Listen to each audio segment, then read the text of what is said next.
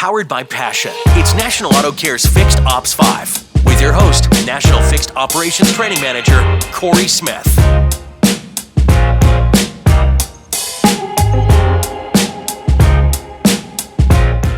Welcome to Fixed Ops 5. I'm your host, Corey Smith. Alongside me today, I am honored with Russell Hill, who's the co-founder of Fixed Ops Marketing. Russell, thanks for being a part of the show today. Corey, thanks for having me. Hello, everybody. Glad to be here. We've got a really good topic for this episode, but before we get into it, Russell, tell me what Fixed Ops Marketing is or what they do. Well, what we essentially do is we're pulling dealerships' websites for service parts and accessories out of the 20th century and pulling them into the 21st century and educating consumers with options, ways to convert, and through video technology. All of our coupons have embedded videos to explain those premium services types of things. Wow, that's really cool. I like that a lot. So that's awesome. Thank you. So today's topic, we're really going to talk about marketing to that customer. And with the chip shortage that's going on right now in the market, how can dealerships make up that lost revenue? Because eventually they're going to run out of cars to sell, correct? Well, they are. As a matter of fact, it's really getting ugly now. If you're a GM or owner of a store, the last few months you've made probably historical profits, and fixed operations is doing really well too. But things are fixing to change, and it's going to be well into 2022 before things start to turn around and come back. I was recently talking to a friend of mine. Normally, he's a fixed ops director at a big Ford store in Florida, and they normally stock 12 to 1,400 units, a 90-day supply. Okay, they got 6 units on the ground. Wow. And so they don't have anything left to sell. They're doing all they can, just like everybody is, for used cars, pulling used cars, and they're all paying through the nose for it. But fixed operations is flooded right now. It's summer. COVID restrictions are lightening up. People are wanting, people want to get out and travel and do things. So naturally, they're bringing their cars in for service. So we need to be ready for the onslaught, and it's already started. So you think that lost revenue can be made up into the service department itself? I absolutely do.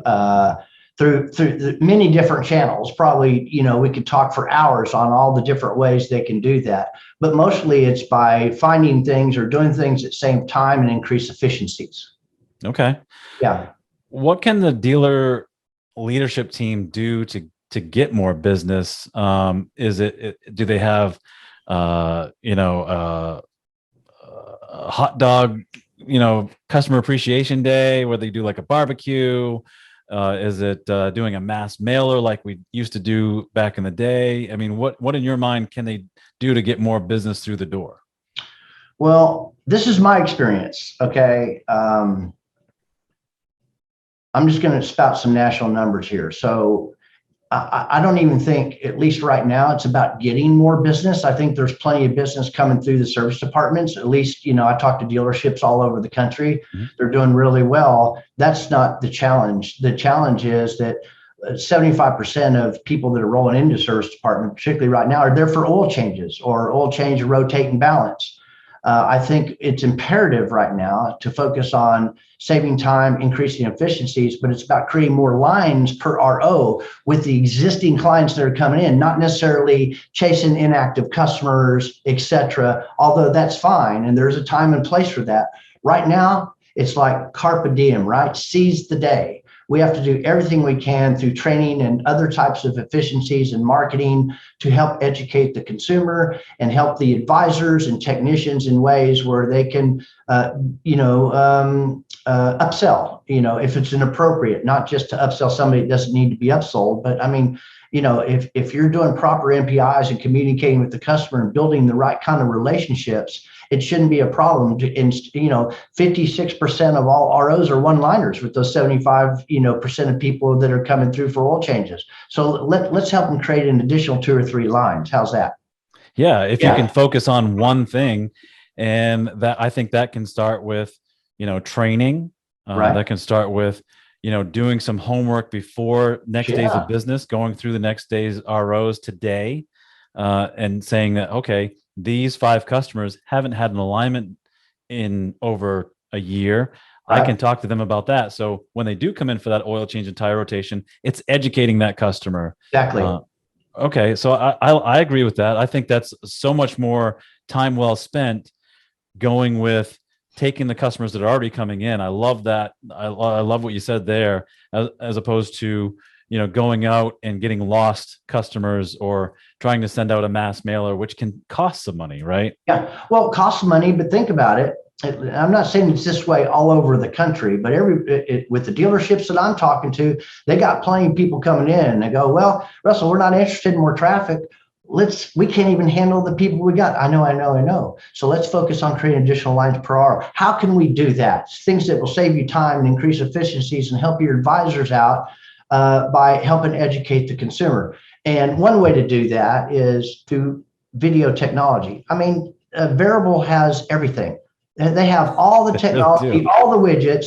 But if you look at websites today with service parts and accessories, it's like an afterthought. Right. I mean, there's still pictures of scissors cutting out a dotted line, or there's no coupons there at all. Those aren't really educating the consumer. And there's a handful of coupons. But what about brakes and repairs and diagnostics and alignments and tires? Tires is a big thing. Tires is a huge thing, right? To stop that bleeding that happens at 36 months where they start defecting, right? Right. No, I think you're right on right there. Before we wrap up this episode, wouldn't you agree that the past few years have changed the industry quite a bit, and even this pandemic has changed the industry lightning speeds from what I thought was going to happen? So how can the dealership really adapt to the new age customer, the Gen Ys? How do they communicate with those people, and how do they get them to keep buying from them and speak their language, in your mind? That's a great question, especially with all the younger people that are coming into the market. We need to. Well, I would say that after 36 years in this business, that at any other single point in history, in my experience, today, there's more technologies and innovative ways, some of which don't really do the fixed operations side of things very good, because it requires somebody to do something or multiple people to do something. So it doesn't really save time. And the next thing you know, that they're not managing it, it's not producing the results that they were. So I would say that it's really important today to pick and choose, as fixed ops people, dealerships, et cetera, pick and choose. There's Zoom. Everything has changed since COVID. Yeah. Everything. I took a few notes here. People have changed. Technology has changed. The economy has changed. Shopping has changed. The market has changed. And what people want and how they want it has changed in the last year and a half. I'm talking about from pickup and delivery to antiviral, antimicrobial wipe downs, first responder, type stuff. These are things that we adapted to during COVID. They're not going away. Correct. They're not going away. So as dealers, people, like myself, I'm a vendor, and I've been on the other side as well for 16 years running dealerships. There's a lot of technology out there. And here's what it boils down to, Corey. 3 things. What is it? What does it do? What's in it for me? And I implore you to get enough information to be able to make an intelligent or informed decision about what you may say yes or no to. So I would say, you can't look at everything, right? You can't. You wouldn't get anything done. So look at the things that save time and increase efficiency, that don't require a lot of management through automation. Mm-hmm. No, I like that, because sometimes, the path of least resistance could give you more results. That's right. So I really like where you're going with that, is that, find what works for you in your marketplace, and you can read some of those studies. I know JD Power has a lot of them. Cox Auto has a lot of those studies to really look at what that customer really, how they want to do their shopping. Some of them want to have a vending machine where they can go and order the car that they want, have it dropped off to them. And I think you're right. Service on the service end, it's not going to change. The customer wants their vehicle picked up. They want it disinfected before they get it back. They want to know where it is. And I think having somebody pick up their vehicle and then that person watching it on an app going, okay, it's going from my house and there it is at the dealership. Almost like that app for where's my pizza, right? Yeah. Well, that brings up, causes me to think about, consumers today, and everybody wants all of us are online shoppers more than any other single time in history. They're coming to your website. They're looking for things. Now, we know that the specials content page in your top level nav is where all 4 of your profit centers are located, new and used, and parts and service. You need to have something there. Whatever it is you have there, take a look at it. If it's not engaging or enticing to you, trust me, it's not to your customers either. I call it the 3-click rule. We're all this way. If you think about it, after 3 clicks, if you don't find what you're looking for, exponentially, those exit rates go up with every click. You'd be astounded by the numbers on the 4th and 5th click. I mean, how many people leave? So you need to be able to deliver the right content, the right message with the right time. And in my opinion, technology has revolutionized and changed so much that it's customers, particularly the younger generation, and the older generation. I mean, how many of you, of course, I can't see everybody raise their hands, but when I got a problem in my house, I'm a YouTube guy. I go to YouTube. I can just about fix anything or prepare, at least cut down on the time it would take to run back and forth to Home Depot or Lowe's or, whatever. So I would say that, and then not only that, but people aren't just printing and scheduling service. I mean, everybody wants people to schedule service, but statistically, 21% of people nationally do that. So how are they engaging the customers online? Through video content. That's exactly how it's being done. And they're saying by next year, now I mean 6 months away, that 82% of all consumption will be video-based consumption. So these are the things that we should all be looking to increase efficiencies, give our advisors some technology that they can use to send video content to their customers, either while they're in the waiting room, before a scheduled appointment, and or maybe after a declined op or something like that. Oh, I like that a lot. That's great. Yeah. So we're almost out of time here with the podcast and this episode, but what are 3 takeaways in your mind that an agent, a service person, or a dealer can learn from this episode? Embrace technology.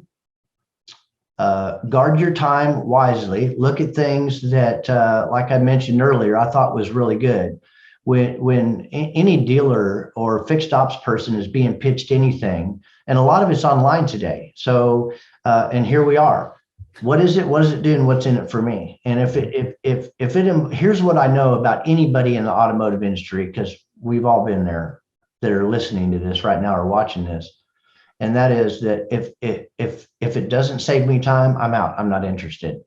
Okay. If it's another thing that I have to do, if it's another username and login of the 15 I have, and I only use 3 of them, I'm really not interested in taking a look today. So what is really going on out there? And keep in mind, an opportunity is not an opportunity when everybody thinks it is an opportunity. They've already missed it. So that's what we specialize in, is video marketing, content marketing, SEO, Google My Business, and short little, very educational YouTube and or videos that the consumers can watch. So when they come to a website, they don't just see 3 coupons. They'll see a category for brakes or tires and alignments or batteries and brakes, etc. Those are the things consumers are looking for. And if they're there and you capture their attention, they're going to stay on that page longer. And if you give them multiple ways to convert other than just a print or a scheduled service, which nobody really even tracks, I think that is one niche of many things we could talk about, but we don't have time today.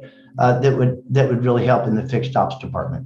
I love your 3 takeaways, Russell. Appreciate you being on this episode. Thank you very Russell much. Hill, co-founder of Fixed Ops Marketing.